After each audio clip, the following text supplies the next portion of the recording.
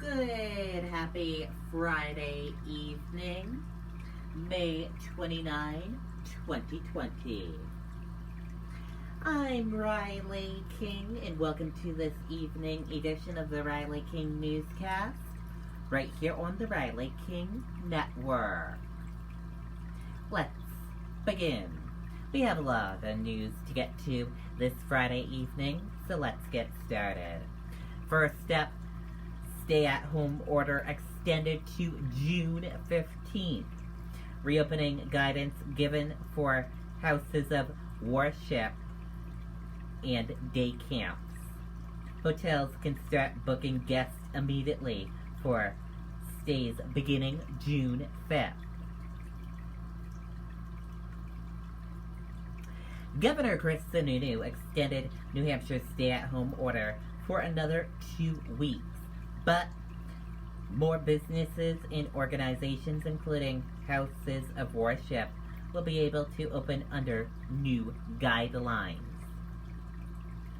Sununu said the current stay-at-home order, set to expire at the end of May, will be extended to at least June 15th. It will be relevant at that time, and a new order might be issued then, the governor said.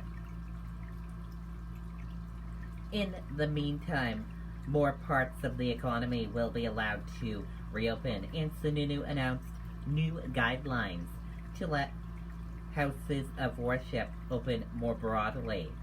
He said they will be limited to 40% capacity, and families must remain at least 6 feet apart. Places of worship are encouraged to continue conducting services online to allow those at higher risk of severe illness from COVID-19 to take part from home. Shared cups, books, or plates should be avoided under the new guidance. Sununu said churches and synagogues were never ordered to close, but state restrictions on gatherings of more than 10 people made it impractical for many services to be held. Behind the wheels drivers' education can continue under new guidelines. Only one student and instructor are allowed in a car at one time, and in-car time is limited to a maximum of 1 hour. Instructors are encouraged to keep the windows down if possible. Cars must be disinfected before and after each driver. New rules were also announced about hotels and lodging. Sununu said hotels, motels, and B&Bs can start taking reservations immediately from in-state residents for lodging beginning June 15th. Anyone traveling out of the state must sign a document affidavit that they have remained in their home for at least 14 days before arriving in New Hampshire. Facilities with 20 rooms or less may rent to full capacity, while larger facilities must limit capacity to 50%. Any business with outdoor entrances to rooms can book at full capacity, because they don't have the same common areas as other hotels, such as indoor hallways, Sununu said. Common areas must stay closed, and there can be no congregating in the lobby, Sununu said. Pools, hot tubs, saunas, and exercise facilities must follow the state's health and fitness guidelines. Day camps can resume operation beginning June 22nd. Sununu said day camp staff members are encouraged to wear cloth face coverings whether possible, though there is no face requirement for young children. Sununu said guidelines for overnight camps are still being developed. He said there are different challenges with those because a lot of children come from out of state. Anyone in New Hampshire can now get tested for COVID-19, DHHS Commissioner says. 6 more deaths linked to COVID-19 in New Hampshire. Anyone in New Hampshire who wants to get a COVID-19 test can get one, even if they don't have symptoms or other risk factors, health officials said today. Health Commissioner Lori Shipperton said any Granite Stater can now schedule a test at any of the state's flex testing locations. Previously, only who showed symptoms, who had certain risk factors, who were 60 or older, or who worked in contained jobs can get tested. As of Thursday evening, there are 4,386 known coronavirus cases in New Hampshire. Of those, 232 patients have died, while 2,730 people have recovered. Shipperton said the demand for testing has gone down, while the state has secured enough supplies to open testing more widely. Anyone interested in scheduling a test can do so online at nh.gov. Shipperton said there is enough availability for many people to get a test same day. The change is testing requirements come as 6 more Granite Staters died of COVID-19. Shipperton said all were over the age of 60 and residents of long-term care facilities in Hillsborough County. There were 107 new cases of COVID-19 confirmed for a total of 4,492 cases in New Hampshire since the pandemic begun. Shipperton said 2 more cases have required hospitalization. And now let's take a look at your COVID-19 in New Hampshire, what you need to know information. Let's take a look at that right now.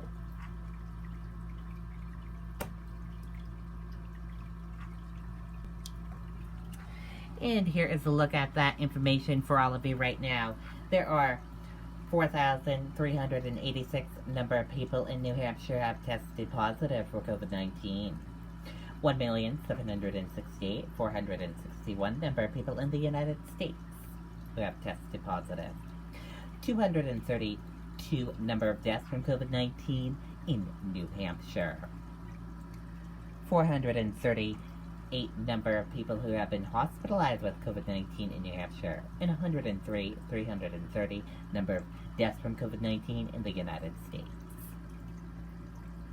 This map of New Hampshire right here shows you where current cases of COVID-19 are in towns and cities of New Hampshire. Manchester, 442. And this map here shows you where total cases of COVID-19 are in New Hampshire. Manchester, 11,909. And now let's take a look at these 3 charts here. Let's start with the first chart here, new cases each day in New Hampshire. In the purple, daily new positive COVID-19 cases. In the orange, new in the orange, new hospitalizations. And in the red are the deaths. And now let's take a look at this chart here, current cases. In the purple, total current COVID-19 cases, and in the orange, current hospitalizations. Let's take a look at this chart here, total cases. In the purple, total positive COVID-19 cases. In the orange, total hospitalizations. In the red, deaths. In the blue, recovered. Let's take a look at this chart here. Age group of cases. Female and male of cases. And risk information. Let's take a look at this chart here. Race/ethnicity of cases. Hospitalizations. Deaths. And percent of New Hampshire population. Let's take a look at this here. Common symptoms: fever, lack of smell, cough, chills, and difficult breathing. how it spreads, and prevention tips. And be sure to stay with the Riley King Network for the latest of your COVID-19 information. Man who admitted stabbing mother to death pleads not guilty by reason of insanity. Philip Nash will be held in secure psychiatric unit. Let's take a listen to that video from WMUR News 9.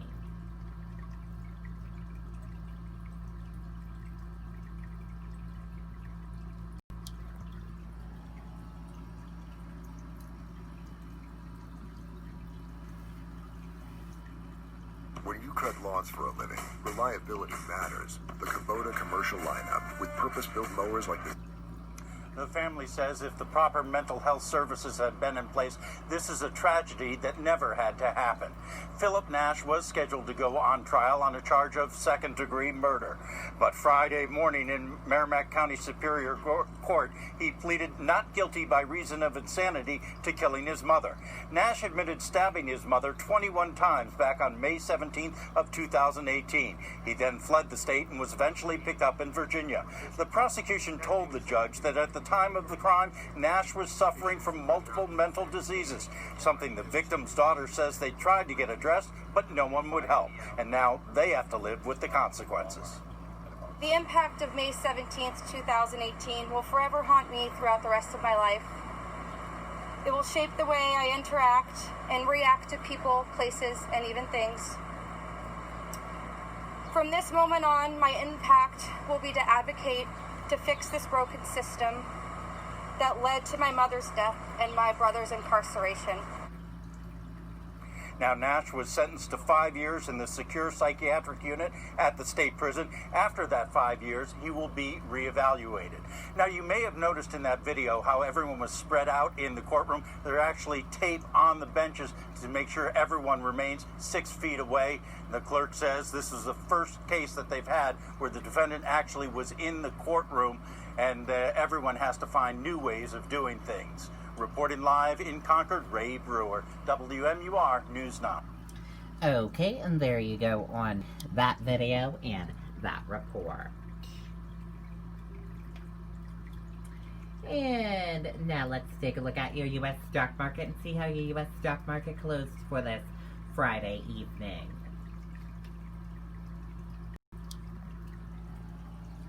And here's a look at that U.S. stock market for all of you. Your Dow Jones Industrial Average closed in the red and went down. Your Nasdaq closed in green, went up. S&P 500 closed in the green, went up. Gold closed in the green, went up. Oil closed in the green, went up. U.S. 10-year closed flat. Eurostat USD closed in the green, went up. And VIX closed in the red and went down.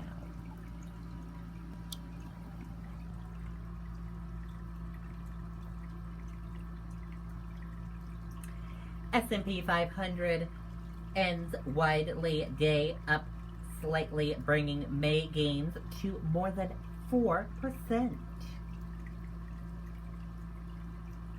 The S&P 500 rose slightly on Friday, easing losses earlier in the session as traders breathed a sigh of relief after President Donald Trump signaled no changes to the trade deal with China, despite raising tension.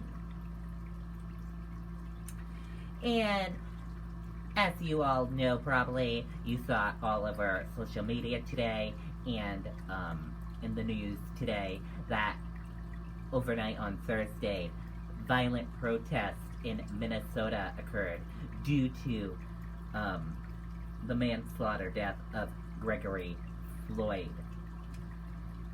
We have now learned that the ex-Minneapolis officer charged with murder, manslaughter in the death of Gregory Floyd, that ex-police officer has been arrested and charged.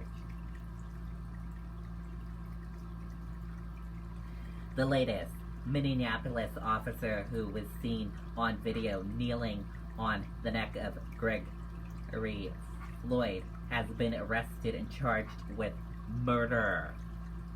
Protest over Floyd's death in Minneapolis. Police custody have sparked to other cities across the United States. A CNN crew was arrested while covering Minneapolis protest live on air. Twitter placed a warning on President Donald Trump's tweets about the protest for glorifying violence. Minnesota governor apologized to CNN, saying he takes total responsibility for the arrest of one of the network's crews. And Minnesota Commissioner of Public Safety called Floyd's death a murder. And that former Minneapolis police officer, Derek, has been arrested moments after Minnesota governor said he expected swift justice in the death of Gregory Floyd, whose death sparked protests nationwide. And that does it for this evening edition of the Riley King Newscast, right here on the Riley King Network. Thank you for watching this Friday evening edition. Have a great rest of your evening, and I'll see you back here tomorrow with more news coverage. Good night and bye, everyone.